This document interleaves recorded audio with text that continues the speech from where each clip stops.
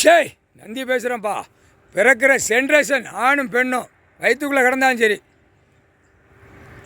கோத்ராஜ் பூட்டு சைனா பூட்டு ஈரக்கொலையை பூட்டிடு. புரியுதா? கணக்கு பூட்டிட்டியா?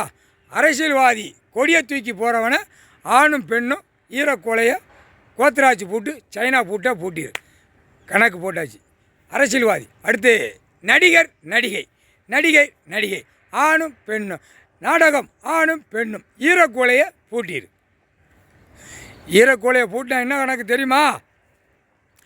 நடிகர்களுக்கு கோத்ராஜ் பூட்டு சைனா பூட்டு, அவன் எல்லாம் பூட்டி பூட்டி வச்சுருக்கான வீட்டில்.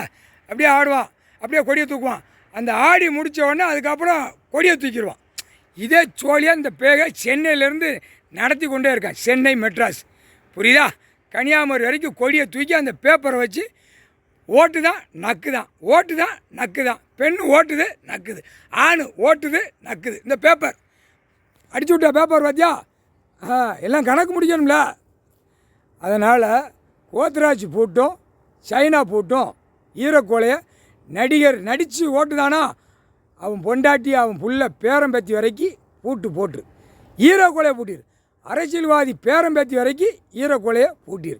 அவனும் அரசியல்வாதி பேரம்பேத்தி நடிகர் நடிகர் எல்லாமே ஈரக்கொலையை பூட்டிருப்பா.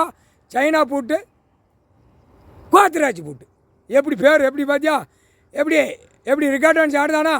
அதுதான் கணக்கு. பூட்டு போட்டார் முக்கால் சத்தியம்பா.